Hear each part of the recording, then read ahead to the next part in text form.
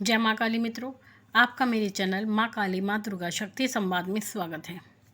मित्रों, अगर आप मेरे चैनल पर नए हैं तो आप मेरे चैनल को सब्सक्राइब कीजिए, लाइक कीजिए, शेयर कीजिए। साथ ही नोटिफिकेशन बेल को भी प्रेस कीजिए जिससे मेरी आने वाली वीडियोस का नोटिफिकेशन आपको तुरंत मिल जाए। मित्रों, आज का जो विषय है वो विषय ये है, जो लोग माँ काली की पूजा करते हैं, माँ काली की पूजा करने वाले व्यक्तियों को बहुत ज़्यादा गुस्सा आता है। उसका कारण ये होता है क्योंकि माँ काली एक प्रचंड शक्ति है और जब माँ भगवती की पूजा की जाती है तो उनकी ऊर्जा जो होती है वो उस व्यक्ति के आसपास घूमने लगती है। अगर जाप करते हैं तो वो ऊर्जा शरीर में प्रवेश भी करने लगती है। और ये कलयुग का समय है। इस समय इस संसार में अगर कोई पृथ्वी पर निवास करता है जागृत रूप में तो माँ भगवती महाकाली हैं, भैरव जी हैं और श्री बालाजी महाराज हैं, हनुमान जी हैं, जो तीनों इस कलयुग में जागृत अवस्था में रहते हैं। तो जो इनकी पूजा होती है वो बहुत ही प्रचंड प्रभाव देने वाली होती है। इनकी पूजा में बहुत ज़्यादा ऊर्जा होती है जिसको हर कोई व्यक्ति बैलेंस नहीं कर सकता, यानी उनका इतना सामर्थ्य नहीं होता कि वो उस चीज़ को सह पाएँ, उस ऊर्जा को सहन कर पाएँ। तो इसी कारण से ऐसे व्यक्तियों को बहुत ज़्यादा गुस्सा आने लगता है। वो बात बात पर चिढ़ते हैं, बात बात पर बहस करते हैं, उनको गलत बात बहुत बुरी लगती है। उनकी कुछ ऐसी विशेषताएं होती हैं जो होती तो अच्छी है, वास्तविकता में वो सच्चाई पर चलने वाले व्यक्ति होते हैं। लेकिन आज का समय ऐसा है, सच बोलने वाला व्यक्ति भी हर किसी को अच्छा नहीं लगता। तो इसलिए बहुत से लोग उनकी बातों से सहमत नहीं होते। तो अगर कहीं भी वो गलत बात देखते हैं तो उनको बहुत ज़्यादा गुस्सा आता है और गुस्सा भी इतना अधिक हो जाता है कि जिसे कहते हैं मारने वाली स्थिति में वो पहुंच जाते हैं। तो जो बच्चे माँ काली की पूजा करते हैं तो उनको ऐसा क्या उपाय करना चाहिए कि वो पूजा भी करते रहें और उनका गुस्सा भी शांत हो जाए। देखिए, जब माँ भगवती महाकाली अपने रौद्र रूप में आई थी तो माँ ने क्या किया था, आदिशक्ति अंबिके ने जब एक रौद्र अवतार जिसे कहते हैं, जब वो माँ प्रकट हुई थी तो वो महाकाली के रूप में प्रकट हुई थी और वो गुस्सा इतना प्रचंड था तो कि वो किसी के कहते हैं कहने से भी वो गुस्सा थम नहीं रहा था। सब ने प्रयास कर लिए थे लेकिन माँ काली को कोई भी शांत नहीं कर पाया था।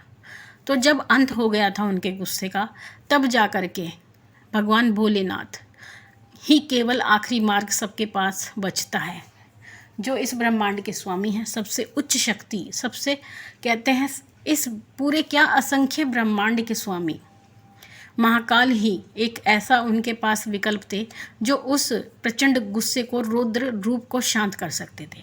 तब भगवान भोलेनाथ ने क्या किया, वो माँ काली के चरणों में लेट गए। लेकिन माँ तो बहुत गुस्से में थी।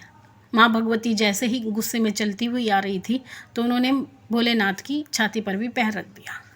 लेकिन जैसे ही उन्होंने वो पैर रखा, उनको अपनी गलती और अपनी त्रुटि का एहसास हुआ।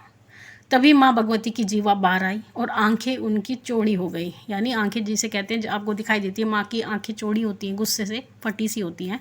तो वो आश्चर्यचकित होकर वहीं रुक गई कि मुझसे इतना बड़ा कार्य आज कैसे हो गया। इस ब्रह्मांड के स्वामी मेरे आराध्य देव भोलेनाथ आज मेरे चरणों में है और इतने आदरणीय देव के ऊपर मैंने अपना पैर रख दिया। तो जैसे ही उन्होंने पैर रखा तभी उनका गुस्सा एकदम शांत हो गया।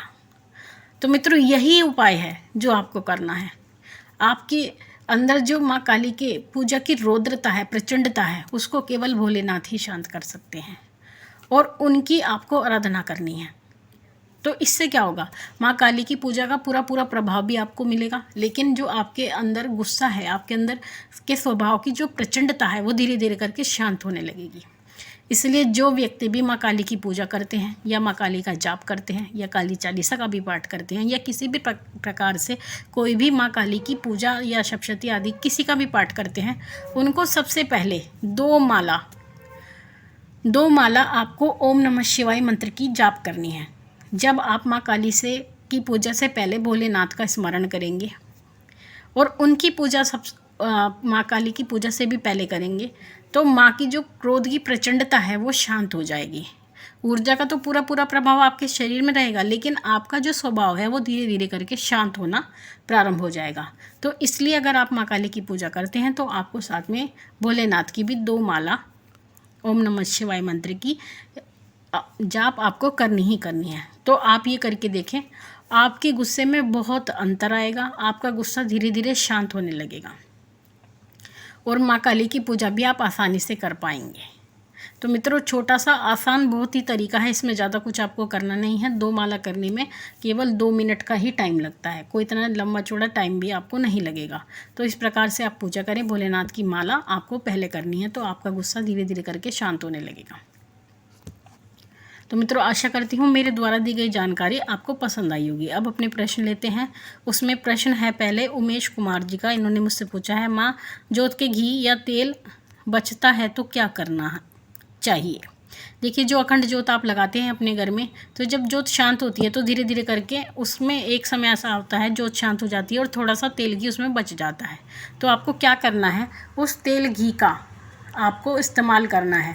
वो तेल बहुत ही चमत्कारी तेल होता है। अगर आपके कहीं पे भी दर्द है तो उसका जो तेल होता है वो उसका पूरा पूरा प्रभाव रहता है। आप उस तेल को, अगर आपके शरीर के किसी भी अंग में दर्द है, जैसे आपके सर में दर्द है, आपके हाथ में दर्द है, कंधों में दर्द है, आपकी कमर में दर्द है, यानी जो नाभि से ऊपर ऊपर का जो पोर्शन होता है आपके शरीर का जो भाग होता है, उस पर आप उसको कहीं पर भी लगा सकते हैं, आपको बहुत ही आराम मिलेगा। तो आप उस घी या तेल का इस प्रकार से प्रयोग कर सकते हैं। वो बहुत ही चमत्कारी तेल घी होता है, लेकिन आपको उसको फेंकना नहीं है, ये बात आपको विशेष रूप से ध्यान रखनी है। अगला प्रश्न है प्रीति व्यास जी का। इन्होंने मुझसे पूछा है, प्रणाम माँ, जय माँ काली। माँ मुझे मार्गदर्शन करें प्लीज़। माँ, मैं निर्वाण मंत्र का जाप करती हूँ तो सर भारी होता है और शरीर गोल घूमता है, और फिर मैं ऐसे ही कहीं बैठती हूँ फिर भी शरीर हिलता रहता है, और मेरे गुरु नहीं हैं। शिव जी को गुरु मानती हूँ। माँ, मेरी तबीयत भी बहुत ख़राब हो गई थी। मैं आगे क्या करूं, कृपया बताएं मुझे। मैं नवरात्रि में निर्वाण मंत्र करना चाहती हूं। 3 नवरात्रि गई, मैं निर्वाण मंत्र ही करती हूं। माँ, मुझे रास्ता बताइए माँ। देखिए प्रीति व्यास जी, बहुत अच्छी बात है, आप भगवान शिव को गुरु मानती हैं और उनको गुरु मानकर ही आप मंत्र का जाप करती हैं। लेकिन आपको कितना समय हो गया है भोलेनाथ को गुरु बनाए हुए, ये आपको देखना होगा। क्योंकि जब भगवान भोलेनाथ को गुरु रूप में धारण किया जाता है तो एक समय ऐसा भी आता है कि वो आपको आपके देहधारी गुरु से मिलवा देते हैं। लेकिन जब आपने भगवान भोलेनाथ को गुरु बनाया है तो क्या आपने उनसे ये प्रार्थना की थी कि हे भोलेनाथ, मैं आपको अब तो गुरु रूप में धारण कर रही हूँ, लेकिन आप शीघ्र अतिशीघ्र मुझे देहधारी गुरु से मिलवा दें। क्योंकि जो गुरु होते हैं वो आपका पथ प्रदर्शन करते हैं, वो आपकी जो जाप की ऊर्जा है उसको नियंत्रित करते हैं। आपकी ऊर्जा को, जितनी भी आपके अंदर पूजा पाठ की ऊर्जा होती है उसको नियंत्रित करने का कार्य गुरु करता है।